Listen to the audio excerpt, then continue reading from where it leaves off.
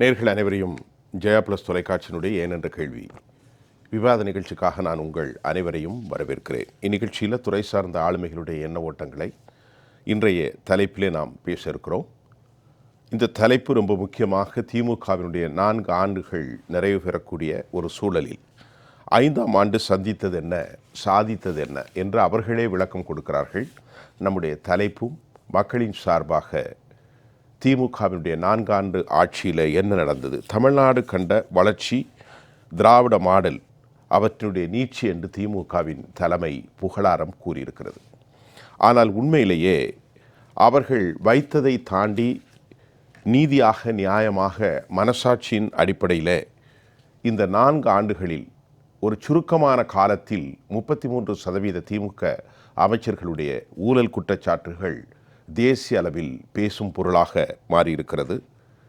சாலைகள், ஏனைய கட்டமைப்புகள், அது மட்டுமல்லாமல் அதிகரிக்கக்கூடிய வரி விகிதாரம், மின்சாரம், பால், இன்னும் தமிழகத்தினுடைய மாறி வருகிற போதை கலாச்சாரம், பாலியல் பலாத்காரம், மோசமான நிதிநிலை, மோசமான மத்திய மாநில அரசினுடைய ஃபெடரல் அடிப்படையிலான உறவுகள், மோசமான அரசினுடைய வாக்குறுதிகள், மிக மிக மோசமான அரசு அதிகாரிகளுடைய தரம் தாழ்ந்த சில செயல்பாடுகள், மிக மிக மோசமான அமைச்சர்களுடைய இழிவான பேச்சுக்கள், இதையெல்லாம் ஆதாரத்தோடு பேசினால் 4 ஆண்டுகளில் உண்மையில் என்ன நடந்தது பேசுவோம்.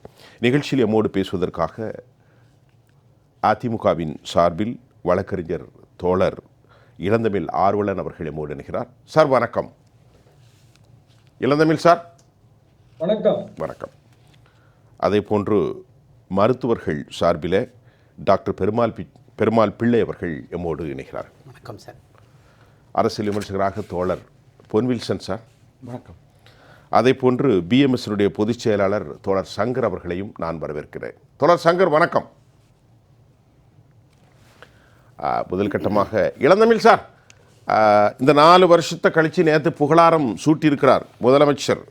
அவருடைய புகழாரத்திலே நீங்கள் சொல்லுவீர்கள் என்றால் அந்த உரிமை தொகை, பெண்களுக்கு இலவச பஸ் பாஸ், உயர்கல்வி மாணவிகள், நான் முதல்வன் திட்டம், சுயநீதி குழு விபத்தில் சிக்குவதால் உடனடி, இப்படி நிறைய பேசியிருக்கிறாங்க. அதற்கு பதிலாக நாமளும் சில கருத்துக்களை மக்களின் சார்பாக கேட்டிருக்கிறோம். நீங்கள் உங்களுடைய கருத்தை வைங்க. இந்த 4 வருஷம் கழிந்து 5வது வருஷம் ஆட்சியிலே கால் பதிக்கிற திமுகவினுடைய உங்களின் மதிப்பீடு என்ன இளந்தமிழ்? கடந்த 4 ஆண்டு விளம்பர திமுகவுடைய ஆட்சி என்பது மக்கள் இதுவரைக்கும் பார்த்த ஆட்சிகளில் எல்லாமே மிக கொடுமையான ஆட்சி என்றுதான் சொல்லணும். இப்படி ஒரு ஆண்டு விழாவை போல் இதை நடத்துகிற ஒரு நிலைமைக்கு திமுக தள்ளப்பட்டிருக்கிறது என்பதை நீங்கள் புரிந்து கொள்ள வேண்டும். இந்த மாதிரி சாதனைக்கு விழா எடுத்து எங்கேயாவது பார்த்திருக்கிறோமா? அப்படி ஒரு விழா எடுக்கப்பட்டு அதில் முதலமைச்சரே தங்கள் ஆட்சிக்கு தன்னுடைய முதுகை தானே தட்டி கொடுத்துக் கொள்வது போல மடமடவென வரிசையாக சில விஷயங்களை அடுக்குகிறார். ஆனால் நான் அவரு சொல்றாரு, இதே மே 7ஆம் தேதி, அதாவது நேற்றைக்கு பேசின நிகழ்ச்சியில சொல்றாரு, இந்த 7ஆம் தேதி மே தான் நான் முத்துவேல் கருணாநிதி ஸ்டாலின் என்று பொறுப்பேற்றுக் கொண்டேன் என்றெல்லாம் அவர் தன்னைத்தானே புகழ்ந்து கொள்கிறாரே. அந்த முத்துவேல் கருணாநிதி ஸ்டாலின் அவர்களை பார்த்து நான் கேட்கிறேன், நீங்கள் 505 வாக்குறுதிகளும் அதற்கு பின்னால ஒரு பொதுக்கூட்டத்தில் கொடுத்த ஒரு 7 வாக்குறுதிகளையும் சேர்த்து ஒரு 512 வாக்குறுதிகளை நீங்க தேர்தலில் கொடுத்தீங்களே ஐயா, அதுல எத்தனை வாக்குறுதிகளை நீங்கள் நிறைவேற்றினீர்கள் என்று தயவு செய்து உங்கள் நெஞ்சத்தை தொட்டு பார்த்து நீங்கள் ஒரு கேள்வியை கேட்டுவிட்டு இன்று இரவு தூங்க சென்றீங்க. இத்தனை வாக்குறுதிகளை அவ்வளவு துணிச்சலாக அச்சடித்து மக்கள் கையிலே கொடுத்து வாக்குகளை பெற்று அவர்களை ஏமாற்றி, எப்படிப்பட்ட ஏமாற்று வேலை! அவர் நடைபயணம் போவார், சைக்கிள்ல போவார், பட்டிக்காட்டுல போய் ஜமக்காலத்தை விரித்து போட்டு கிராம சபை நடத்துவார், மனுக்களை பெறுவார், அதெல்லாம் பெட்டியில போட்டு நான் பூட்டி சாவிய என்னுடைய சட்டை பையிலே வைத்திருப்பேன். ஆட்சி முடிந்து வந்த அதாவது ஆட்சிக்கு தேர்தல் முடிந்து ஆட்சிக்கு வந்த 100வது நாள் அந்த பெட்டியில இருக்கிற இதெல்லாம் எடுத்து மக்களுடைய அனைத்து குறைகளையும் நான் தீர்த்து வைப்பேன் என்று மாறுதட்டினாரே, அந்த ஒற்றை ஒரு கோரிக்கை நிறைவேற்றினதற்கு திரு முத்துவேல் கருணாநிதி ஸ்டாலின் அவர்களிடம் ஏதாவது ஆதாரம் இருக்கிறதா?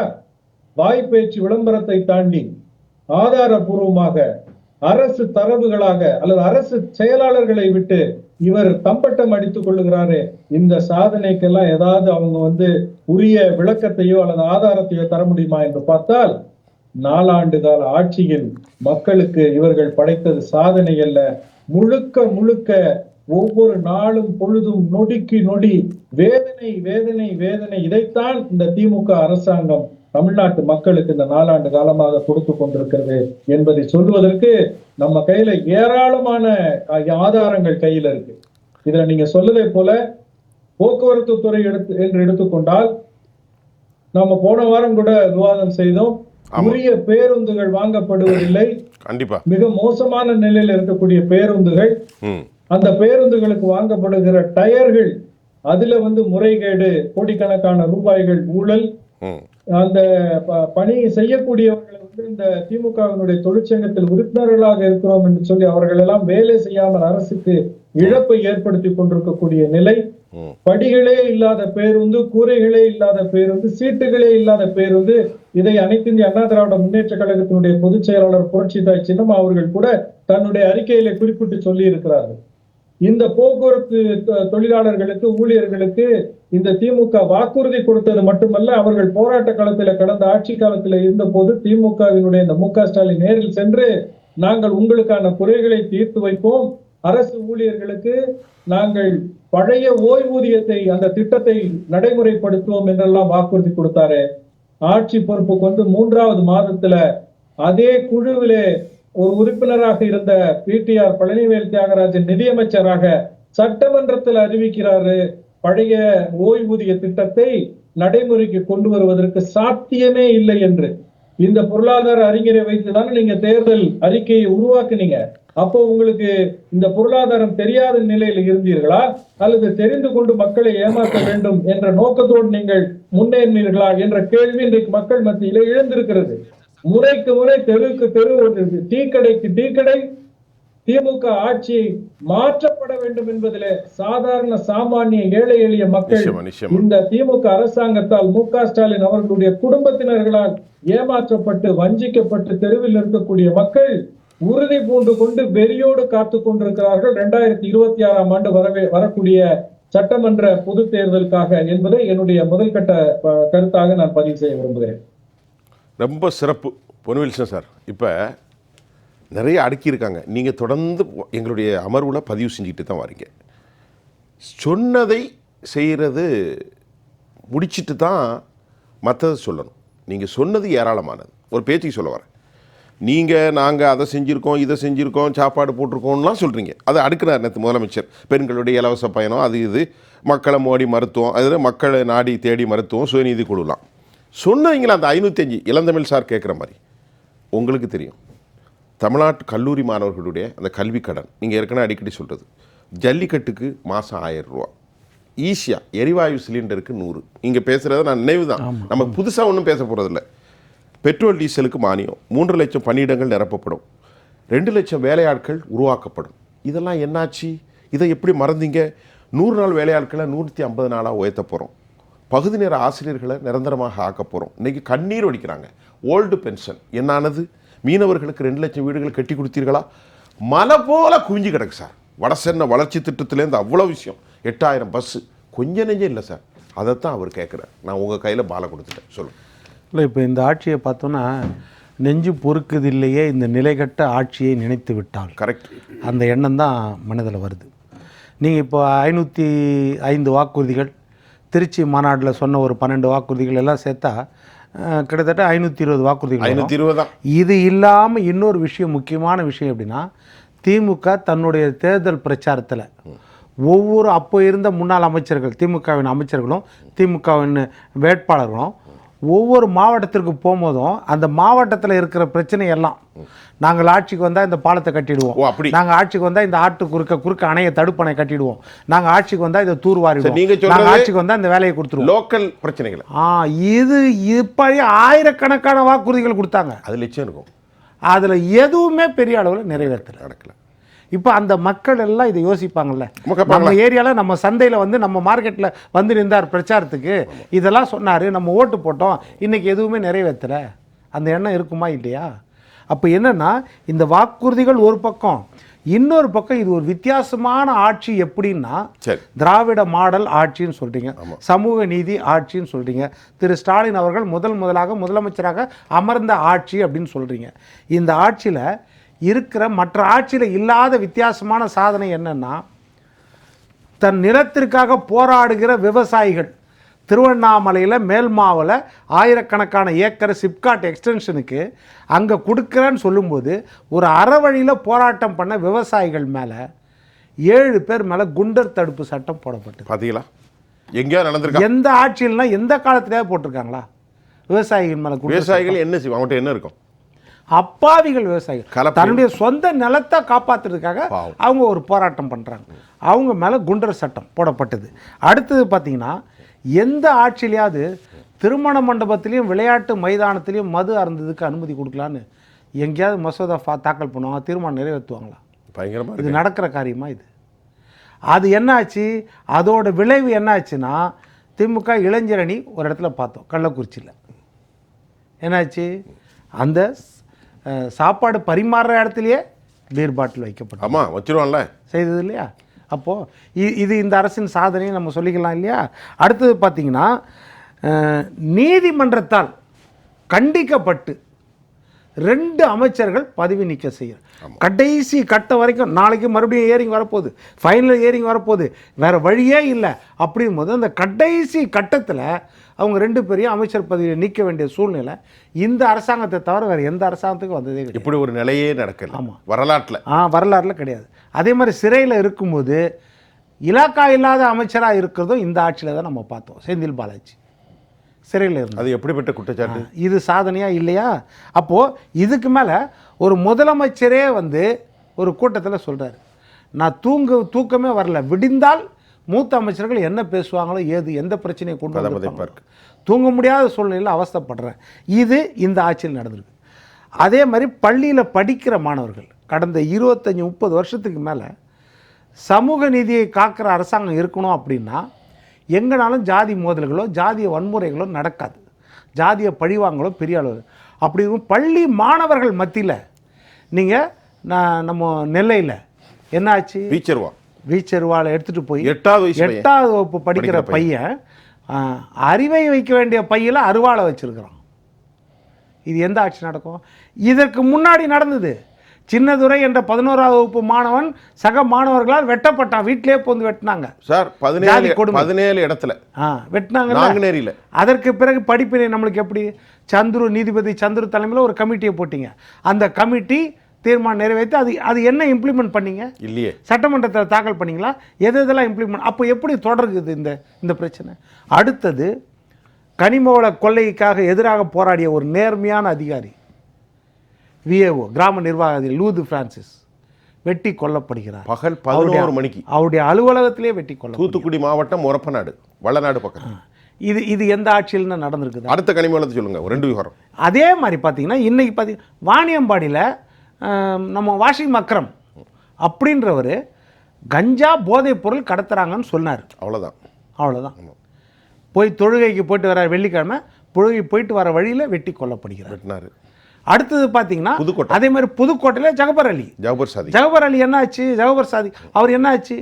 அவர் வந்து முன்னாள் councillor, AIADMK councillor.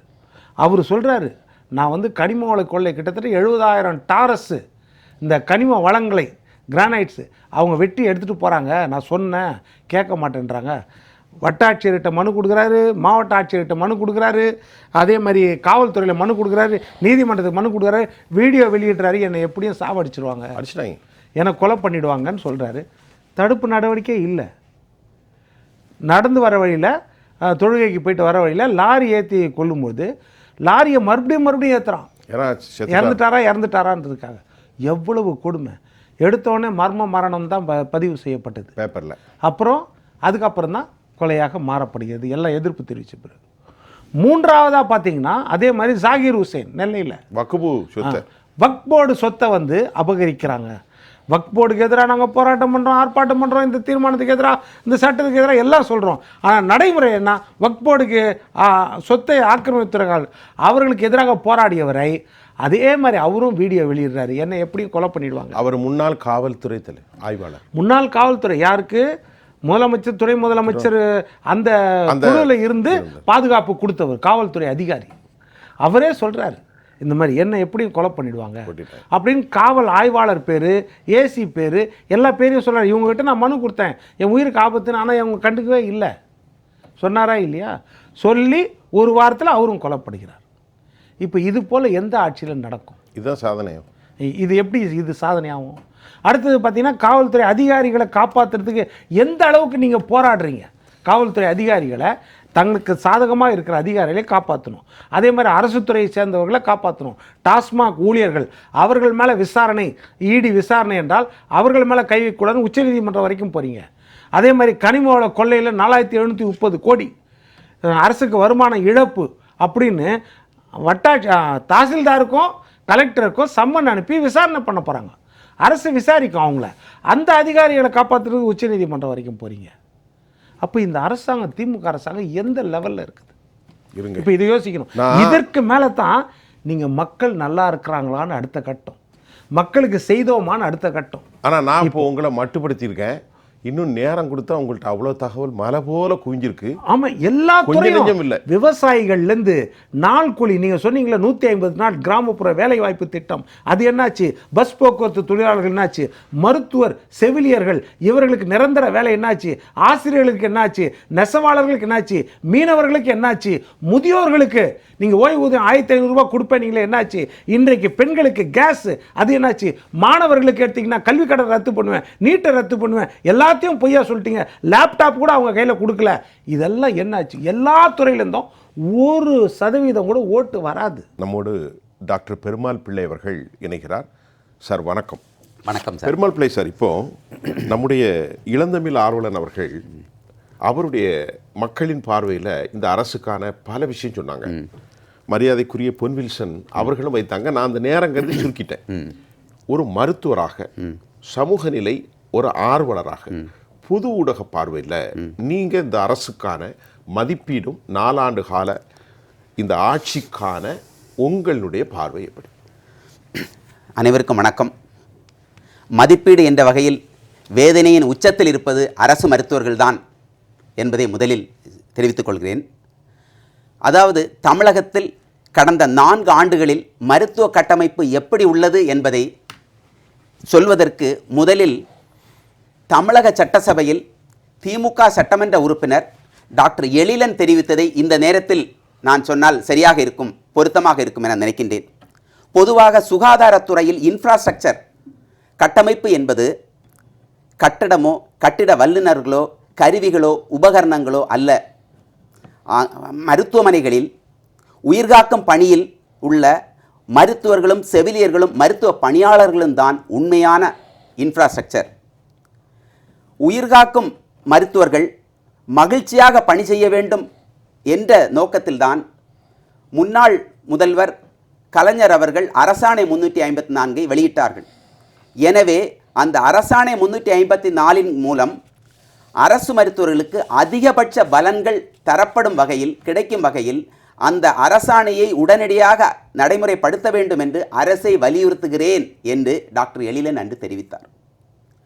Doctor Ezhilan தெரிவித்ததை செயல்படுத்தியிருந்தாலே கிட்டத்தட்ட தமிழக சுகாதாரத்துறையை இன்னும் மிகப்பெரிய அளவில் மேம்படுத்தி இருக்க முடியும்.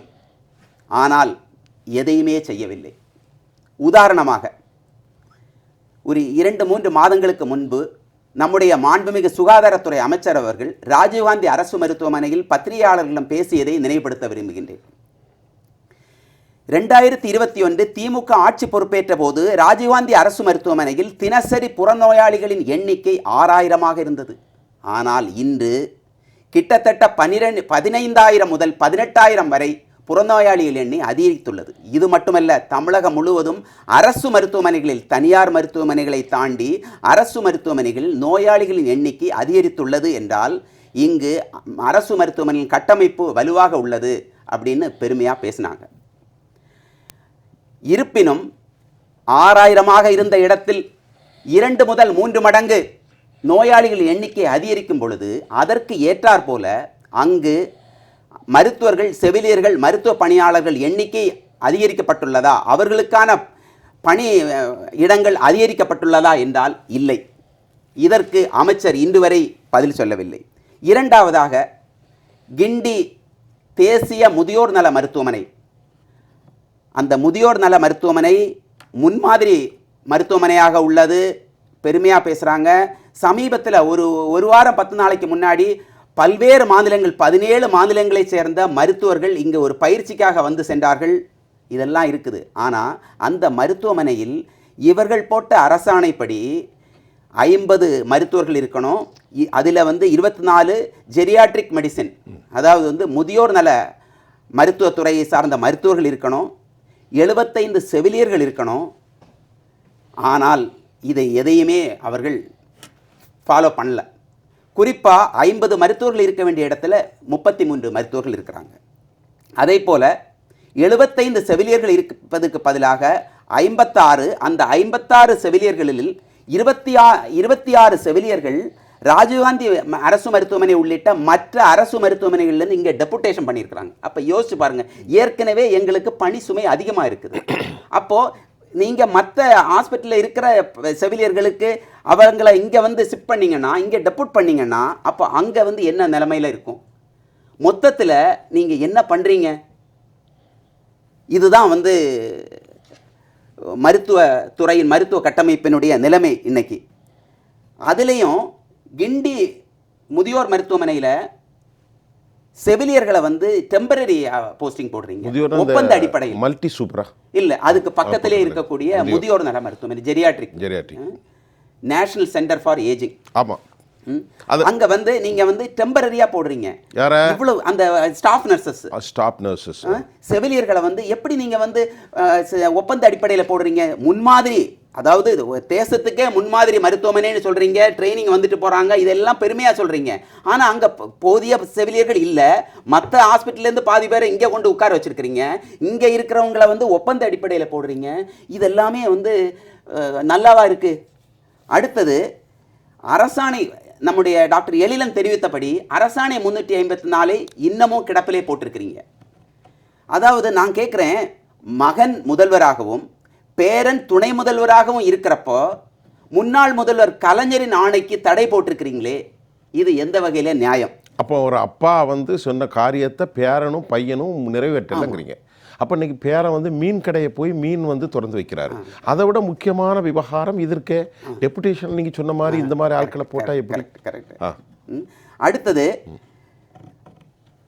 நீங்கள் மற்ற அரசு மற்ற மாநிலங்களுக்கெல்லாம் முன்மாதிரின்னு பேசுகிறீங்களே, இந்தியாவில் ஊதியத்திற்காக, தங்கள் ஊதியத்திற்காக 10 வருடங்களாக போராடி வரக்கூடிய ஒரே மாநிலம், அரசு மருத்துவர்களை போராட வைக்கக்கூடிய ஒரே மாநிலம் தமிழ்நாடு. நீங்கள் மற்ற மாநிலங்களில் எம்பிபிஎஸ் மருத்துவர்களுக்கு தரப்படும் ஊதியத்தை விட 40,000 ரூபாய் குறைவாக இங்கே உள்ள எம்பிபிஎஸ் மருத்துவர்கள், சிறப்பு மற்றும் உயர் சிறப்பு மருத்துவர்களுக்கு ஊதியம் தரப்படுகிறது. அப்போது இதிலிருந்து நீங்கள் ஒரு ரோல் மாடல்னு எப்படிங்க சொல்கிறீங்க? திராவிட மாடல் அரசுன்னா இதெல்லாம் மாற்றி இருக்கணுமா இல்லையா? பெருமாள் பிள்ளைகிட்ட ஒரு கேள்வி, நீங்கள் வச்சிருக்க லிஸ்ட் பெருசு ஐயா. 21 பிள்ளைங்க இறந்து போயிட்டு ஒரு காரணம். அதில் சில உங்களுக்கு you have a kind of different perception இருக்கலாம், அதை பற்றி நான் கேட்கல. நீட்டுக்கு நம்ப வைத்ததுக்கு இந்த அரசாங்கத்தினுடைய அளவுகோல் என்ன? 21 பிள்ளைங்க இந்தியாவில் 121 பிள்ளை. ரைட் இன்ஃபர்மேஷன் ஆக்டுக்கு நான் எடுத்து போன வாரம் இங்கே பேசுகிறேன், இந்தியா முழுவதும் 121 பேர் இறந்துருக்கிறாங்க. கடைசியாக கிடைச்ச தகவல் தமிழ்நாடு அதில் 21. இதுக்கு இந்த அரசு மக்களை நம்ப வச்சிருக்குது. 7 பிள்ளைங்க கடைசி வரைக்கும் இறந்துக்கிட்டு இருக்காங்க. இதை பற்றி என்ன நினைக்கிறீங்க ஒரு மருத்துவர்? இல்லை, அதாவது இந்த அரசு நீங்கள் சொல்கிற இதுக்கு எங்கள் பார்வையில் நான் என்ன சொல்லணும்னு நினைக்கிறேன்னா, ஒரு பக்கம் மாணவர்களை ஏமாற்றப்பட்டிருக்கிறாங்க, இன்னொரு பக்கம் மருத்துவர்களும் ஏமாற்றப்பட்டிருக்கிறோம். மருத்துவர்கள் நாங்கள் வந்து முதல் தலைமுறை மருத்துவர்கள், விளிம்பு நிலை அரசு பள்ளி மாணவர்கள் நிறைய பேர் இங்கே வந்து மருத்துவர்களாக இருக்கிறோம். ஆமாம். நீங்கள் எங்களுக்கு என்ன பண்ணியிருக்கிறீங்க? அப்போ உங்களுக்கு வந்து நீட்டை பற்றி நீங்கள் வந்து இவ்வளோ தூரம் பேசுகிறப்போ ஏற்கனவே இருக்க மருத்துவர்களுக்கு நீங்கள் என்ன பண்ணீங்கிற ஒரு கேள்விக்கு நீங்கள் பதில் சொல்லவே இல்லையே 4 வருடமா. எங்களுக்கு நீங்கள் வந்து மிகப்பெரிய ஏமாற்றத்தை இல்லை தந்துட்டே இருக்கிறீங்க. அடுத்தது முக்கியமான விஷயம், டாக்டர் விவேகானந்தன் இந்த பேர் வந்து நிச்சயமா நம்முடைய அமைச்சரால் மறக்க முடியாதுன்னு நினைக்கிறேன். அவருடைய மனைவி கொரோனா பேரிடரின் போது பணியாற்றி உயிரிழந்த அரசு மருத்துவர்கள் 11 பேர். அவங்களுக்கு திமுக அரசு அமைந்த பிறகு ₹1 கூட நிவாரணம் தரப்படலை. அதில் ஒரு குடும்பம் டாக்டர் விவேகானந்தன் மனைவி அரசு வேலை கேட்டு எத்தனையோ முறை குழந்தைகளுடன் அமைச்சரை சந்தித்து வேண்டிய பிறகும், சென்னை ஹைகோர்ட் உத்தரவிட்ட பிறகும் இன்னமும் மனமிறங்கவில்லை. இந்த நிலைமையில் கடந்த டிசம்பர் மாதம் தமிழக சட்டசபையில் ஒரு உறுப்பினர், ஒரே நிமிஷம், திருமதி வானதி ஸ்ரீனிவாசன் எம்எல்ஏ வந்து ஒரு கேள்வி எழுப்புறாங்க. அதற்கு உடனடியாக நம்முடைய சுகாதாரத்துறை அமைச்சர் அவர்கள், டாக்டர் விவேகானந்தனுக்கு 2 மனைவிகள், குடும்பத்தில் பிரச்சனை, சட்ட சிக்கல், அதனால தான் வேலை தர முடியலன்னு முற்றிலும் தவறான தகவல்களை அங்கே தெரிவிக்கிறார் மா சுப்பிரமணியன் சார். ஆனால் அதற்கு பிறகு ஆர்டிஐ மூலம் கேட்கப்பட்ட பதிலில் டாக்டர் விவேகானந்தனின் வாரிசு என்ற பெயரில் வேறு யாரும் உரிமை கோரவில்லை என்று தெளிவாக வரப்பட்டது. இருப்பினும் இன்று வரை மக்களை காப்பாற்ற போராடி மாண்ட மருத்துவரின் குடும்பத்தின் கண்ணீரை துடைக்க இந்த அரசு முன்வரவில்லை. 4 ஆண்டுகளாக கண்ணீர் தொடர்கிறது என்பதுதான் நிதர்சனமான உண்மை. நீங்கள் பேசும்போதே உணர்வுபூர்வமாக பேசுனீங்க, அதை நான் புரிஞ்சுக்கிட்டேன். வில்சன் சார், ஒரே ஒரு கேட்டு நான் இப்போ பிஎம்எஸ் போகிறேன். இந்து சட்டத்தில், ஹிந்து திருமண சட்டத்தில் முதல் மனைவி மட்டும்தான் அக்செப்ட், வேற என்ன 2வது மனைவி? வாரிசே ஒன்று தானே சார். இஸ்லாமில் 4 கல்யாணம் அக்செப்ட், 4 லீகலு. நம்முடைய வழக்கறிஞர் இருக்காரு. அப்போ என்ன 2வது மனைவி எப்படி வாரிசு வருவார்? அப்போ என்ன ஒரு பைத்தியகாரத்தனமான விவகாரம்? ஒரு பக்கம் இது பொய்யான செய்தி சொல்லிட்டாரு. ஏன்னா தகவல் அறிவு உரிமை சட்டத்தில் போட்டு யாராவது வேலை கேட்டிருக்காங்களா அந்த மாதிரி கேட்டா இல்லை, இந்த மனைவியை தவிர வேற யாரும் கேட்கல, யாரும் உரிமை கோரலன்னு தகவல் அறிவு உரிமை சட்டத்திலே வந்துருச்சு. அப்ப எப்படி ஒரு நீதிமன்றமும் அவங்களுக்கு வேலை கொடுக்கணும்னு சொல்லியாச்சு. இப்போ என்ன ஒரு விஷயம்னா 2 விஷயம். இது ஒரு பக்கம் இது தவறான செய்தி, ஒரு பக்கம் கொரோனாவில் உயிரை கூட துச்சமாக நினச்சி வீட்டை குழந்தைங்களோட பார்க்காம அந்த மருத்துவர்களும் செவிலியர்களும் ஆஸ்பத்திரியிலே சரணாகதியாக கிடக்கணும். ஆஸ்பத்திரியிலே ஒரு வாரம் 15 நாள் இருந்தால் இன்னொரு 15 நாள் அவங்களுக்கு வந்து தனியார் ரூம் போட்டுருவாங்க, அதில் சிறையில் இருக்கணும். சிறை மாதிரி திருப்பி அந்த ஒரு வாரம் கழிச்சு தான் திருப்பி இங்கே வரணும். அதனால குடும்பத்தை பார்க்க முடியாது. குவாரண்டைன். ஆமா, the name has been the name has been embedded. I never forget it. It's so called quarantine. அந்த குவாரண்டைன்ல இருக்கணும் அவங்க. அந்த ஆப்ரான் அவங்க போட்டாலே அதே பாத்தீங்கன்னா ஏதோ நிலால இருக்கிற மாதிரி இருக்கும், மூச்சு முட்டும். அந்த ஆப்ரானை போட்டு அவங்க 5-6 மணி நேரம். அப்போ என்ன செய்தார்னா எதிர்கட்சி தலைவர் ஸ்டாலின் ரொம்ப இரக்க குணம் அவருக்கு. அப்போ என்ன சொன்னார்னா, கொரோனாவில் இறந்தா அது யாரா இருந்தாலும் 1 கோடி ரூபாய் தரணும், இப்படி உணர்ச்சிகரமா பேசினார். அப்போ மருத்துவர்கள் தெய்வத்துக்கு சமம் அப்படின்னு சொன்னார். வெறும் 11 மருத்துவர்கள் ஐயா சொல்றாங்களா ஐயா? அது அதிமுக ஆட்சி காலத்தில் 2 பேர் இறந்தாங்க. 2 பேருக்கு 25 லட்சம் கொடுத்தாங்க. ஆட்சி மாற்றம் ஏற்படுத்தி மீதி 9 பேர் ஒரு நயா பைசா கொடுக்கல, அவங்க வாரிசுகளுக்கு கூட வேலை கொடுக்கல. அப்போ என்ன கருணை உள்ளம் திமுக ஆட்சி திரு ஸ்டாலின் அவர்களுக்கு, திரு மா சுப்பிரமணியம் அவர்களுக்கு. அதை போய் மனைவின்னு சொல்லி கொச்சைப்படுத்தலாமா? எப்படி? நான் என்ன சொல்கிறேன், கள்ளக்குறிச்சியில் கள்ள சாராயத்தில் 70 பேர் செத்தா ஆளுக்கு 10 லட்ச ரூபாய் தேடி போய் கொடுக்குறீங்களா? இது உயிரை பாதுகாப்பதுக்காக எத்தனை பேர் உயிரை பாதுகாப்பு. அந்த சைமன்றவர், இது நம்ம இங்கே நோபல் நியூ ஹோப் ஹாஸ்பிட்டலில் இருக்கிறவர் சைமன் டாக்டர் இறந்த போது சுடுகாட்டில் புதைக்க விடல, மக்கள் அவ்வளோ அச்சத்தில் இருந்தாங்க, கள்ள தூக்கி அடிச்சாங்க. அந்த மாதிரி ஆபத்தில் நம்ம டாக்டர்கள் வேலை செய்தாங்களே. நீங்க ஆட்சிக்கு வந்தோடனே அவங்கள கொண்டாட வேண்டாமா? அவங்க குடும்பத்தில் ஒருத்தருக்கு வேலை கொடுக்கறது என்ன இருக்குது? நீங்க பேசுனது ஒரு உணர்வுபூர்வமான ஒரு விஷயத்தை டச் பண்ணியிருக்காரு. நான் கேட்டது ஒரு கேள்வி, அவர் டச் பண்ணது. தற்போது நமது களத்தில் இணைகிறார் பிஎம்எஸ் பொதுச் செயலாளர் தோழர் சங்கர் அவர்கள். சங்கர் வணக்கம். இந்த நிகழ்ச்சியில இந்த அரசுக்கான உங்களின் பார்வையும் மதிப்பீடும் என்ன? வணக்கம் சார். வணக்கம். நான் சங்கர், பாரதிய மஸ்தூர் சங்கத்தின் பொதுச் செயலாளர். பாரதிய மஸ்தூர் சங்கம் அப்படின்றது ஒரு தொழிற்சங்கம். அதிலும் மத்திய தொழிற்சங்கம், எந்த அரசியல் கட்சியையும் சாராத தொழிற்சங்கம். ஆட்சியில இருக்கக்கூடியவர்கள் தொழிலாளர்களுக்கு, மக்களுக்கு, இந்த நாட்டிற்கு நல்லது செய்தார்கள் என்று சொன்னால் அவர்களை பாராட்டக்கூடிய வரிசையிலே முதல் நபராக பாரதிய மஸ்தூர் சங்கம் இருக்கு. அதே நேரத்திலே தொழிலாளர்களுக்கும் இந்த சமுதாயத்திற்கும் தீங்கு விளைவிக்கக்கூடிய விஷயங்களை, சாமானிய மக்களுக்கு எதிரான விஷயங்களை ஒரு அரசு முன்னெடுக்கிறது என்று சொன்னால் அதை எதிர்ப்பதிலும் பாரதிய மஸ்தூர் சங்கம் முதன்மையாக நிற்கும். அந்த வகையிலே பாரதிய மஸ்தூர் சங்கத்தின் கருத்துக்களை இந்த அரங்கத்திலே முன்வைக்க விரும்புகின்றேன். கடந்த 4 ஆண்டுகளில் பல்வேறு விஷயங்கள் தொழிலாளர்கள் இழந்து வருகிறார்கள். என்னென்ன வாக்குறுதிகளை, தேர்தல் வாக்குறுதிகள், எலெக்ஷன் மேனிபெஸ்டோல டிஎம்கே சார்பாக கொடுத்தாங்களோ அதை நிறைவேற்றவில்லை என்பதுதான் இந்த 4 ஆண்டுகளில் இருக்கக்கூடிய விஷயங்கள்.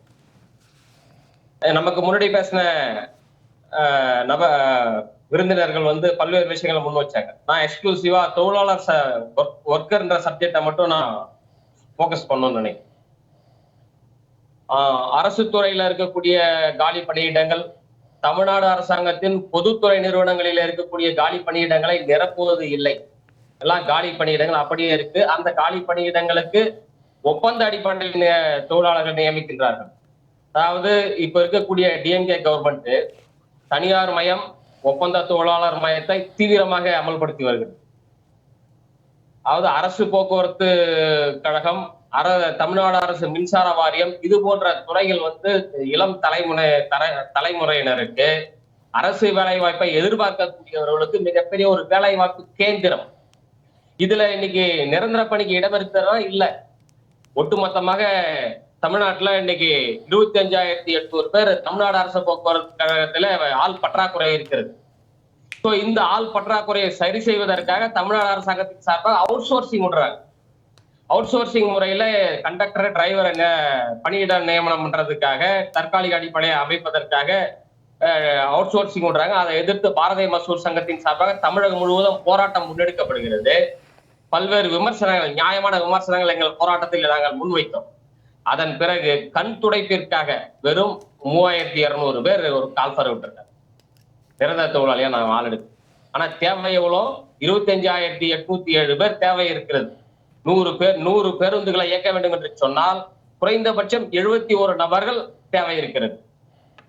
அப்படி இருக்கக்கூடிய சூழ்நிலையில இன்னைக்கு சராசரியாக ஒரு நாளைக்கு அரசு பேருந்தை 1.85 கோடி சாமானிய மக்கள் பயன்படுத்தி வருகிறார். இப்படிப்பட்ட ஒரு பெரிய அளவில சாமானிய மக்களுக்கும் தொழிலாளர்களுக்கும் சேவை வழங்கக்கூடிய இந்த துறையிலே ஒப்பந்த தொழிலாளர்களை நியமித்தால் அங்க எப்படி ஒரு தரமான ஒரு சேவை கிடைக்கும்? ஆகவே பர்மனன்ட் எம்ப்ளாய்மெண்ட் வேணும்னு சொல்லும் போது அந்த வேகன்சியை ஃபில் பண்றதுக்கு தயாராக இல்லை. அவுட் சோர்சிங் விடுறாங்க. அவுட் சோர்சிங் எடுக்கக்கூடியவர் ரோட்ல போற சாதாரண தொழிலாளி அவுட் சோர்சிங் எடுக்க போறது கிடையாது, டெண்டர் எடுக்க போறது கிடையாது. மிகப்பெரிய முதலாளி தான் எடுக்க போறாங்க. அந்த முதலாளிக்கு பின்னாடி யாருக்கு போறாங்க? அரசியல்வாதிகளுக்கு போறாங்க. இவங்க அரசியல்வாதிகளோட பினாமியாக இருக்க போகிறார். ஆகவே இதுல இருக்கக்கூடிய விஷயங்கள், லாபம் அனைத்தையும், பொதுத்துறையில இருக்கக்கூடிய லாபங்களை சுரண்டி எடுப்பதற்காக தனியார் மயத்தை, ஒப்பந்த தொழிலாளர் முறையை இப்ப இருக்கக்கூடிய டிஎம்கே கவர்மெண்ட் முன்னெடுக்கிறது. அதை இந்த ஒட்டுமொத்த தொழிலாளர்களும் எதிர்க்கிறார்கள். பாரதிய மஸ்தூர் சங்கத்தின் சார்பாக நாங்கள் கடுமையாக எதிர்த்து வருகின்றோம். இதுல ஒப்பந்த தொழிலாளர் நியமனத்துல பொறுத்த வரைக்கும் தமிழ்நாடு அரசாங்கம் சட்டத்தை மதிக்கிறோம்னு சொல்றாங்க.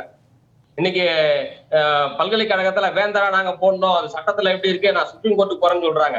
அதே பாராளுமன்றத்தில் நிறைவேற்றப்பட்ட சட்டம் contract labour abolition and regulation act, அந்த ஒப்பந்த தொழிலாளர் ஒழிப்பு மற்றும் முறைப்படுத்தும் சட்டம் என்ன சொல்லுது? எந்த ஒரு தொழிலில் 90 நாட்களுக்கு மிகாமல் இருக்குமோ அந்த வகையான தொழில் மட்டுமே ஒப்பந்த தொழிலாளர் முறையிலே பணியமர்த்தலாம். அந்த வேலை 90 நாட்களை விட கூடுதலாக இருக்க வேண்டும் என்று சொன்னால் அது நிரந்தர தன்மையுடைய வேலை, பெரினியல் நேச்சர். அந்த வேலையை ஒப்பந்த தொழிலாளர்கள் நியமனம் பண்ணக்கூடாதுன்னு சொல்லி சட்டம் சொல்லுது. அதற்கேற்ப கன்கரண்ட் லிஸ்ட் வருது, லேபர் ஆக்ட், லேபர்லாம் எல்லாமே. அதுக்கேற்ப தமிழ்நாடு அரசாங்கத்துல ரூல்ஸ் ஃப்ரேம் பண்ணிருக்கிறீங்க. அந்த ரூல்ஸ் தமிழ்நாட்டுல செயல்பாட்டுல இருக்கு. ஆக அந்த ரூல்ஸை வயலேட் பண்ணி இந்த அவுட் சோர்சிங்கான டெண்டர் நோட்டீஸ் இருக்கு சார். ஒரு வருஷத்துக்கு நான் இனிஷியலா அவுட் சோர்சிங் எடுக்கிறேன். இன் ஃபர்தர் தேவைப்பட்டா அந்த டெண்டரை மியூச்சுவல் கன்சர்ன்ஸ்ல நான் எக்ஸ்டெண்ட் பண்ணிக்கணும்னு சொல்றாங்க. அப்ப தமிழ்நாடு அரசாங்கம் தொழிலாளர் நல சட்டங்களை மதிப்பதற்கு தயாராக இல்லை. தமிழ்நாட்டுல லா அண்ட் ஆர்டர் மட்டும் சீர்கட்டு கிடைக்கல, சட்டம் ஒழுங்கு மட்டும் சீர்கட்டு கிடைக்கவில்லை. தொழிலாளர் சம்பந்தப்பட்ட தொழிலாளர் நல சட்டங்களும் நடைமுறைப்படுத்தாமல் சீர்கட்டு கிடக்கிறதுன்றதா பாரதிய மஸ்தூர் சங்கத்தின் குற்றச்சாட்டு. ஆகவே அரசு போக்குவரத்து கழகத்தில் இருக்கக்கூடிய பாரதிய மசூர் சங்கத்தின் தொழிலாளர்கள் உட்பட அனைத்து தொழிலாளர்களும் இன்னைக்கு போராட்டத்தில் இருக்கிறாங்க. நேற்றுக்கு முன்னாடி நாள் 6ஆம் தேதி தமிழ்நாடு முழுக்க இருக்கக்கூடிய அரசு போக்குவரத்து கழகத்துல 8 நிறுவனங்கள் 8 பப்ளிக் செக்டாரா நீங்க பிரிச்சு வச்சிருக்கீங்க. 8 கோட்டமாக 8 கோட்ட வாசல்ல நேற்று முந்தானத்து ஆர்ப்பாட்டம் பண்ணி இருக்கிறோம். மதுரையில நடந்த ஆர்ப்பாட்டம் நான் பார்ட்டிசிபேட் பண்ணி இந்த விஷயங்கள் எல்லாத்தையும் கண்டம் பண்ணியிருக்கேன். சோ இப்படிப்பட்ட பல்வேறு விஷயங்கள் நாங்க குற்றச்சாட்டு வைக்கும் போது அதை சரி செய்வதற்கு தயாராக இல்லை இந்த அரசு நிறுவனம். சரி, அரசாங்கம், தமிழ்நாடு அரசாங்கம் சரியாக செயல்படுவதற்கு தயாராக இல்ல. அட்மினிஸ்ட்ரேஷன் சரியா இல்ல. சரி. அரசு அதிகாரிகள், அந்த போக்குவரத்து துறையில இருக்கக்கூடிய அதிகாரிகள் அதை சரி செய்வதற்கு தயாரானாலும் சரி. இங்க இருக்கக்கூடிய டிஎம்கே புள்ளிகளோட தலையீடு அதிகமா இருக்குது. அதெல்லாம் அந்த அரசு அதிகாரிகள் ஆஃப் ஆயிடுறாங்க. எடுக்கிறதுக்கு அப்படின்ற லெவல் அவங்க ஒரு ஆஃப் ஆகக்கூடிய ஒரு சூழ்நிலை இருக்குது அரசு போக்குவரத்து கழகத்தை பொறுத்த வரைக்கும். அதே மாதிரி இந்த அரசு போக்குவரத்து கழகத்துல அந்த ஊழல் முறைகேடு இல்லாம அங்க ஆட்சி பண்ணுவோம் அப்படின்ட்டு தேர்தல் வாக்குறுதி ஒரு விஷயத்த சொல்லியிருக்காங்க. அதுக்கு ஒரு 2 விஷயத்த சொல்லணும் நானே. ரைட். அரசு போக்குவரத்து கழகத்துல சரி. இன்னைக்கு ஒவ்வொரு டெபோலையும் contract labour, casual labour, CL எடுக்கிறாங்க சார் வேலை. அவனுக்கு அப்பாயின்மெண்ட் ஆர்டர் கொடுக்கறது கிடையாது, எதுவுமே கிடையாது. கான்ட்ராக்ட் லேபர் ரெகுலேஷன் அந்த அபாலிஷ் ஆக்டா சொல்லக்கூடிய எந்த விஷயத்தை ஃபாலோ பண்றது கிடையாது. வரான், டெபோ வாசல்ல நிக்கிறான், அவன் லைசன்ஸ் வாங்கி வச்சுக்கிட்டு வண்டியில ஏற்றி விட்டுறாங்க. அவனுக்கு அப்பாயின்மெண்ட் ஆர்டர் கிடையாது, எதுவுமே கிடையாது. சோ இப்படிப்பட்ட சூழ்நிலையில அந்த தொழிலாளிக்கு டெபோவால தமிழ்நாடு அரசு போக்குவரத்து கழகத்தால் கொடுக்கப்படக்கூடிய ஊதியம் பாத்தீங்கன்னாக்கா 882 ரூபாய் அதிகபட்சம். ஆனா அதே வேலைக்கு இன்னைக்கு அவுட் சோர்சிங் முறையில விடுறாங்க. அதுக்கு அவுட் சோர்சிங்ல விட்டு ஃபைனல் பண்ணி டெண்டர் ஃபைனல் பண்ணிட்டு அக்ரிமெண்ட் போடலாம் சொல்லி அந்த கம்பெனிக்கு லெட்டர் அனுப்பியிருக்காங்க. அந்த லெட்டர்ல சொல்லியிருக்க விஷயம் என்னன்னாக்கா அவர்களுக்கான ஊதியம் 1041 ரூபாய். ஒரு டெபோ சார்பாக ஒரு தொழிலாளியை நேரடியாக நீங்க கேஷுவல் லேபர் எடுக்கிறது நாங்க அங்கீகரிக்கல, கடுமையா எதிர்த்து கொண்டு வருகிறோம். அது ஒரு சைடு.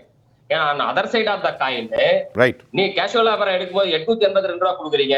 அதுவே தனியாருக்கு ஒப்பந்தம் போடும்போது 1041 ரூபாய் கொடுக்குறீங்க. ஒரு தொழிலாளிக்கு 8 மணி நேர வேலையை 159 ரூபாய் கூடுதலாக அரசு போக்குவரத்து கழகத்தின் சார்பாக செலவிட வேண்டிய அவசியம் என்ன? சரி. அந்த டெண்டரை எடுத்த நபர் யார்? அவருக்கும் இப்ப ஆளுங்கட்சியில் இருக்கக்கூடியவர்களும் தொடர்பு இருக்கிறதா இல்லையா? சங்கர், அப்படியே இணைப்புல இருங்க. அடுத்த விஷயத்துல நிறைய பேசுவோம். அப்படி இணைப்புல இருங்க. இது யார் ஒப்பந்தம் எடுத்திருக்கிறாங்களா ஒரு புள்ளி வச்சிருக்கீங்க. நெக்ஸ்ட் நான் உங்களுக்கு ஒரு அடுத்த வாய்ப்பு தருவேன். அடுத்து இன்னொரு விஷயத்தை மட்டும் சொல்லிடுறேன். டிஎம்கே கவர்மெண்ட் ஆட்சிக்கு வருவதற்கு முன்பு ஊழல் இருக்காதுன்னு சொல்லியிருந்தாங்க. இன்னைக்கு பிஜிஆருக்கு 800 தெர்மல் பவர் பிளான்ட் ஆர்டர் கொடுத்தாங்க. 660 மெகாவாட் 4444 கோடி ரூபாய்க்கான ஆர்டர். சோ அந்த order Tamil Nadu tender transparency act படி அவங்க 10% பேங்க் கேரண்டி அமௌண்ட் கட்டுறதுக்கு தயாராக இல்லை. அவங்கள கட்ட முடியல. சரி. சோ அப்போ அவங்க அந்த பேங்க் கேரண்டி கட்ட முடியல, யாரு L2 இருக்காங்களோ அவங்களுக்கு கொடுக்கணும், ஆர் அதர்வைஸ் ஃப்ரெஷ் டெண்டர் போகணும். ரைட். இது ரெண்டுமே இல்லாம அகைன் அவங்களுக்கு கொடுத்திருக்காங்க. இதை எதிர்த்து இன்னைக்கு சென்னை மெட்ராஸ் ஹைகோர்ட்ல ஃபர்ஸ்ட் பெஞ்ச்ல நாங்க பப்ளிக் லிட்டிகேஷன் எங்க பாரதிய மசூர் சங்கத்தின் சார்பாக போட்டிருக்கோம். பப்ளிக் இன்ட்ரெஸ்ட் லிட்டிகேஷன் போட்ட பிறகு அந்த டெண்டரை ரத்து பண்ணிருக்காங்க. இன்னும் அது நாங்க வைக்கக்கூடிய டிமாண்ட் என்னன்னாக்கா சிபிஐ என்கொயரி வைங்க. அதுதான் எங்க டிமாண்ட். இன்னும் கேஸ் பெண்டிங்ல இருக்கு. சோ ஆகவே ஊழலற்ற நிர்வாகம் கடந்த 4 ஆண்டுகளாக இருந்ததா என்று சொன்னால் மிகப்பெரிய கேள்விக்குறிதான். இளந்தமிழ் சார், இப்போ நாம பேசுறதுக்கு அவ்வளவு மலை போல பிரச்சனை இருக்கு. நான் உங்கள்கிட்ட இப்போ கேட்கறது, தமிழ்நாட்டில் இதை கேட்பதற்கு ஒரு நாதியற்ற சூழல் இருக்கிறது. கேட்பவர்கள் அரசோடு இணைந்து கூட்டணி, எதிர்முகாமில் இருப்பவர்களுடைய வலிமையான கருத்தில்லா நேரத்தில் அதிமுகவினுடைய பொதுச் செயலாளர் அம்மையார் சசிகலா அவர்கள் மட்டும் ஒவ்வொரு பாயிண்டும் நெற்றி பொட்டில் அடித்தார் போல் எளிய நிலை மக்களுக்கு புரிகிற மாதிரி கேட்டுக்கிட்டு இருக்காரு. இப்போ அரசாங்கம் இப்படி சொல்லுகிற விவகாரங்களை பிஎம்எஸ்லேருந்து அவர் பேசுகிறார், பொன்வில்சன் பேசுகிறார், ஐயா அவர்கள், நம்முடைய மருத்துவர் பெருமாள் பிள்ளை. நீங்கள் இதை உங்களுடைய பாயிண்டை வைங்க, என்ன சொல்கிறீங்க? இன்றைக்கு நிகழ்ச்சியில பேசின முதலமைச்சர் மு.க. ஸ்டாலின் எங்களுடைய சாதனையை விவரிக்கணும்னா இன்னைக்கு ஒரு நாள் போதாது என்று மாறுதட்டி கொள்ளுகிறார். ஆமா. ஆனா உண்மையில பாத்தீங்கன்னா இவர்கள் செய்திருக்கக்கூடிய இந்த அவல ஆட்சி இருக்கு இல்லையா, இதனுடைய இந்த கொடுமைகளை விவரிப்பதற்கு நமக்குதான் நாள் பத்தாது. ஒரு 4-5 விஷயங்களை அப்படியே தொட்டு காண்பித்து விட்டு அதுல கூட எதுவுமே இல்லைங்கிறதுதான் வேதனை.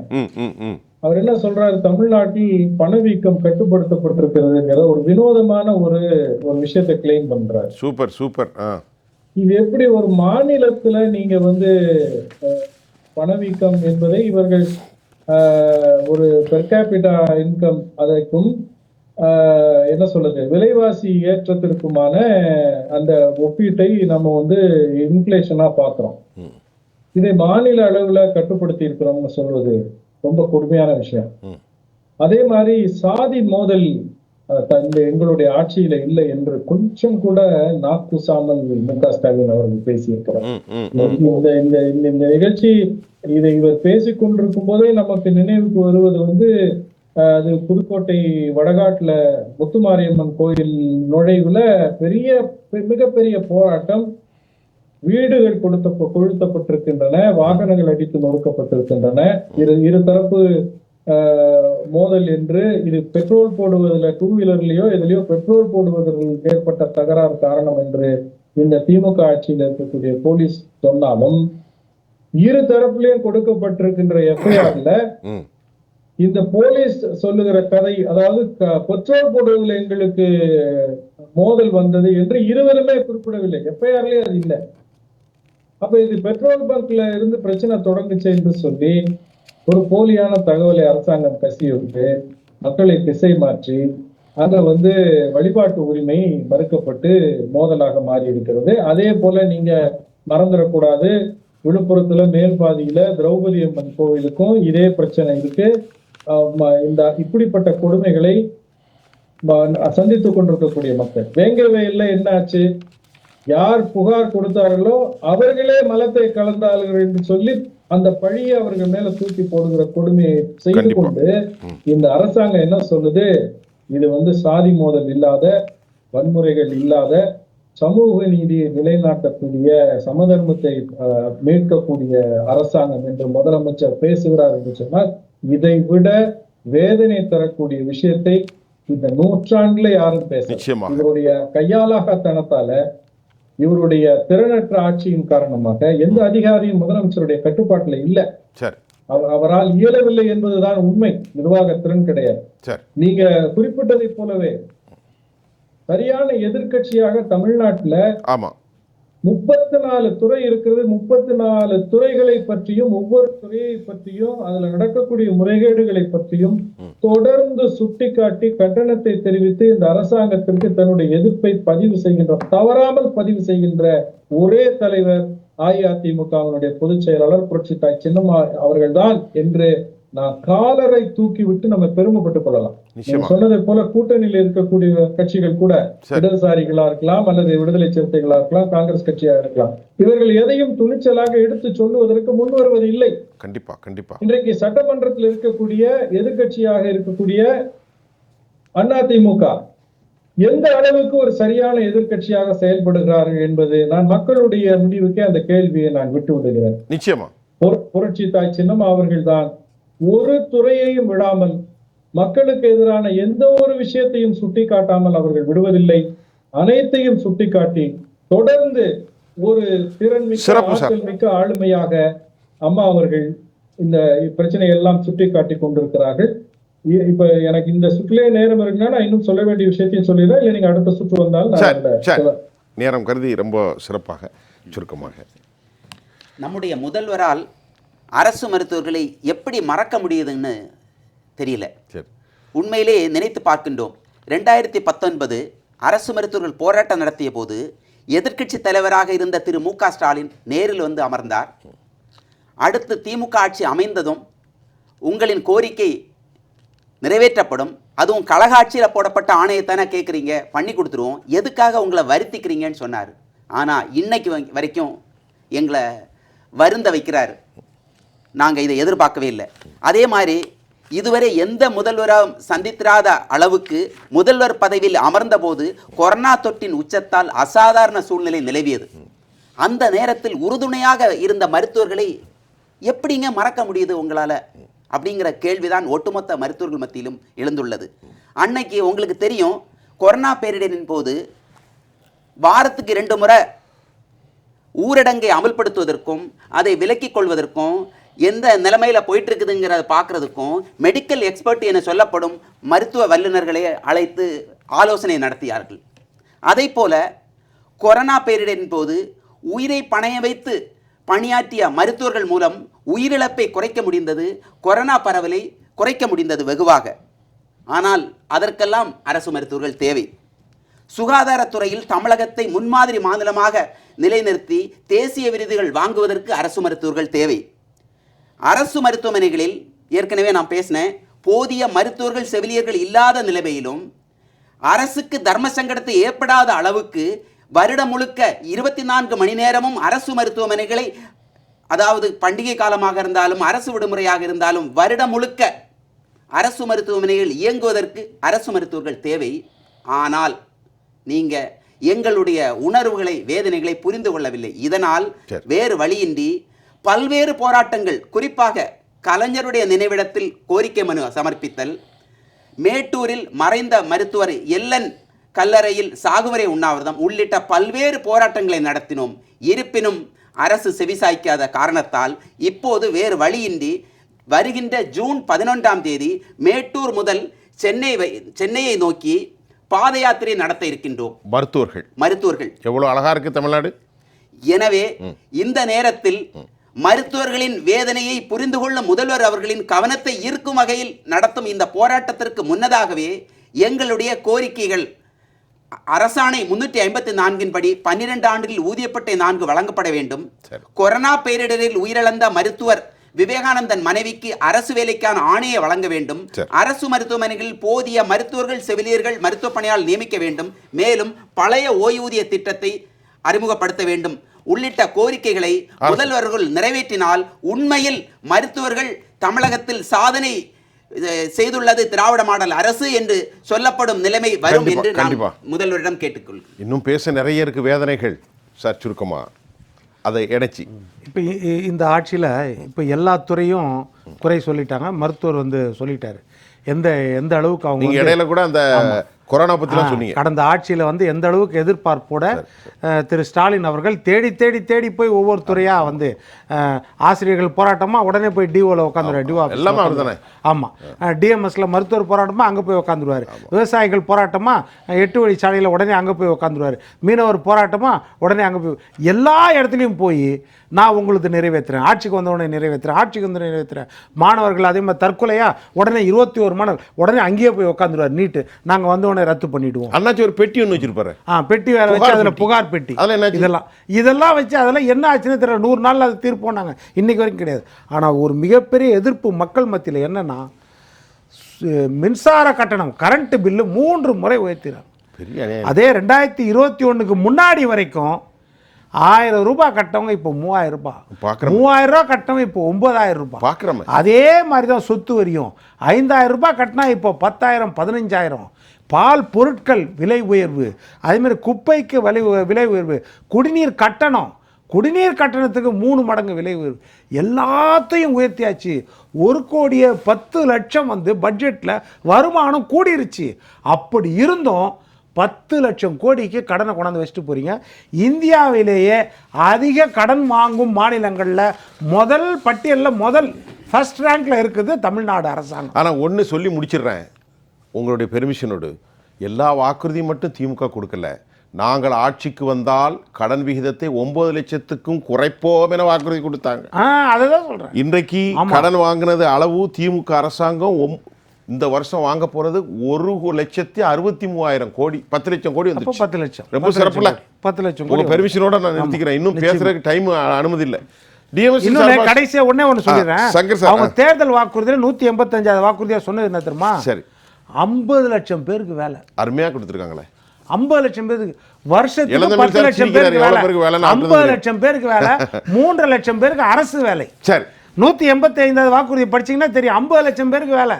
இப்போ நம்ம சங்கர் சொன்னாரு வேலை, அது கூட அவுட் சோர்சிங்ல கொடுக்குறாங்க. ஆனால் அவர் கொடுத்தது 50 லட்சம் பேருக்கு வேலை வாய்ப்பு ஏற்படுத்தி கொடுப்போம். வருஷத்துக்கு 10 பேர், 3 லட்சம் பேருக்கு அரசு வேலை, நிரந்தர வேலை. சங்கர் சார் கொஞ்சம் சுருக்கமா ஒரு நிமிஷம் எடுத்துக்கிடுங்க, நிறைவு கருத்து. சரிங்க சார். சரிங்க. இன்னைக்கு ஒட்டுமொத்த மக்கள் தொகையில சார் 50% பேர் தொழிலாளர்.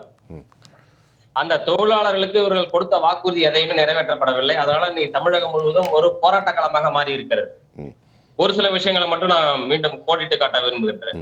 இன்னைக்கு மருத்துவத்துறையில மருத்துவர் ஐயா சொன்னாங்க, அதே துறையில் பணியாற்றக்கூடிய 108 ஆம்புலன்ஸ் தொழிலாளர்கள், அவங்களுக்கு வேலை நேரம் 12 மணி நேரம் இருக்கு. இன்னைக்கு 8 மணி நேரம் வேலை இருக்கு அதுன்னு சொல்லி நம்ம பல்வேறு சட்டத்திட்டங்கள் இருந்தாலும் 108 ஆம்புலன்ஸ்ல வேலை செய்ய கொடுக்கணும், 12 மணி நேரம் இருக்கு வேலை, அதை 8 மணி நேரமா குறைக்கணும்னு சொல்லி போராடிட்டு இருக்கோம். அது குறைக்கப்படவில்லை. சரி. போனஸ் சட்டம் தமிழகத்தில் அமல்படுத்தப்படவில்லை, அரைகுறையாக அமல்படுத்தப்பட்டிருக்குது. அதை திருத்தம் செய்யணும். இந்த சட்டமன்ற போன வாரம் நடந்த சட்டமன்ற கூட்டத்தொடர்ல அதை திருத்தம் செய்து அறிவிக்கணும்னு சொல்லி டிமாண்ட் போட்டு போராட்டம் பண்ணோம். ஆனா அது வரைக்கும் எதுவுமே பண்ணல, அதுல சேஞ்சஸ் பண்ணல. அரசு ஊழியர்களுக்கு பழைய ஓய்வூதிய திட்டம் வந்து கொடுப்போம்னு சொன்னாங்க, வாக்குறுதி 152. ஆனா அது நிறைவேற்றப்படவில்லை. இன்னைக்கு மத்திய அரசாங்கத்துக்கிட்ட நாங்க ஓல்டு பென்ஷன் ஸ்கீம் வேணும்னு சொல்லி ஃபைட் பண்ணோம். இன்னைக்கு யூனிஃபைடு பென்ஷன் ஸ்கீம்னா அதுல பல்வேறு விஷயங்களை முன்னேற்றங்களை கொண்டு வந்து நீங்க அமல்படுத்தி இருக்காங்க. குறைந்தபட்சம் யூனிஃபைடு பென்ஷன் ஸ்கீம் யூபிஎஸ் கூட நடைமுறைப்படுத்துவதற்கு தயாராக இல்லை. சரி. சோ அந்த அளவுக்கு பிரச்சனையா இருக்கு. அரசு ஊழியர்களுக்கு இந்த தேர்தல் வாக்குறுதிகளா ஒரு முதலமைச்சர் ஸ்டாலின் அவர்கள் ஒவ்வொரு பகுதியா கூட்டம் போடும்போது ஒரு போக்குவரத்து எம்ப்ளாயி பேசுறாரு, எனக்கு பென்ஷன் வேணும்னு சொல்லி. ஆட்சிக்கு வந்த உடனே அதை சரி பண்ணுவேன்னு சொன்னார். ஆனா இது வரைக்கும் சரி செய்யப்படவில்லை. அது மாதிரி தொடர்ச்சியாக தமிழகம் முழுவதும் போராட்ட களமாக என்று மாறிக்கொண்டிருக்கிறது. மக்கள் ஒரு மாற்றத்தை எதிர்நோக்கி இருக்கிறார்கள். தொழிலாளர்களுக்கு எந்த வகையான நல்ல திட்டங்களையும் இந்த தமிழ்நாடு அரசு செய்யவில்லை என்பதுதான் ஒட்டுமொத்த சாராம்சம். இளந்தமிழ் சார், ஒரு சில செகண்ட்ஸ் எடுத்துக்கிடுங்க, நிறைய கருத்தா. முத்தாய்ப்பாக இன்றைக்கு பேசி இருக்கக்கூடியவர்கள் 3 வெவ்வேறு துறையிலிருந்து பேசியிருக்காங்க. நான் ஒரு அரசியல் கட்சியை சார்ந்தவனால் என்னுடைய கருத்தை தெரிவித்திருக்கிறேன். இது ஒரு பானை சோற்றுக்கு ஒரு சோறு பதம். ஒட்டுமொத்த தமிழ்நாடும் திமுகவை வீட்டுக்கு அனுப்புவதற்கு தயாராக இருக்கிறது. இதற்கு எடுத்துக்காட்டு அரசு ஊழியர் ஆசிரியர் கூட்டமைப்பினுடைய அந்த போராட்டத்தினுடைய தீர்மானமாக முதலமைச்சர் அவர்களே இப்ப டாக்டர் பெருமாள் பிள்ளை சொன்னதை போல, நீங்க எதிர்கட்சியாக இருந்தபோது அடிக்கடி எங்கள் போராட்டத்தில எல்லாம் வந்து எங்களை பார்த்தீர்கள், உங்களை நாங்கள் பார்க்க முடிந்தது, கோரிக்கை வைக்க முடிந்தது. ஆனால் ஆளுங்கட்சியாக இருக்கும்போது நீங்கள் எங்க சந்திக்க மறுக்கிறீங்க, எங்க கோரிக்கைகள் செவிமடுக்க மறுக்கிறீங்க. எனவே மீண்டும் உங்களுக்கு நாங்கள் எதிர்கட்சி தலைவர் பதவியை தருவதற்கு காத்து கொண்டிருக்கிறோம் என்று சொல்லுகிறார்கள். இதுதான் நடக்க போகிறது என்பதை என்னுடைய நிறைவு கருத்தா சொல்லி சிறப்பு. நேர்களை இன்னைக்கு ரொம்ப சிறப்பாக பேசினாங்க. இதுக்கு மேலே நேரம் அனுமதிக்க மறுக்கிறது. இந்த நிகழ்ச்சியில் ரொம்ப அழகாக வலிமையான கருத்துக்களை அரசாங்கம் எங்களிடத்தில் வந்து கேட்கலாம் என்று ஜெயா பிளஸ் தொலைக்காட்சி மக்களின் குரலாக வைத்திருக்கிறோம். இன்றைக்கு மருத்துவர்களுடைய பிரச்சனைகளை பற்றி நம்முடைய மரியாதைக்குரிய மருத்துவர் பெருமாள் பிள்ளை அவர்களும், எங்களுடைய அமர்வில் எப்போதும் வலிமையான கருத்துக்களை வைக்கக்கூடிய திரு பொன்வில்சன் ஐயா அவர்களும், அதிமுகவின் சார்பில் அன்பிற்குரிய சகோதரர் வழக்கறிஞர் திரு இளந்தமிழ் ஆர்வலர் அவர்களும், பிஎம்எஸ்னுடைய பொதுச் செயலாளர் தோழர் சங்கர் அவர்களும் கூட தமிழ்நாட்டுடைய இன்றைக்கு கள பிரச்சனைகள் அப்படியே உங்கள் கண் முன்னாலே படம் பிடித்து காட்டினார்கள். மக்களின் பார்வைக்கு நாங்கள் காற்றொலியிலே பதக்கி விடுகிறோம். மீண்டும் மற்றொரு களத்தில் நான் உங்களை சந்திக்கின்றேன். அதுவரை உங்கள் அனைவருக்கும் நான் நன்றி தெரிவித்துக்கிறேன். மீண்டும் உங்களை சந்திக்கும் வரை நான் உங்கள் சுஃபியான், ஜெயா பிளஸ் தொலைக்காட்சிக்காக. நன்றி.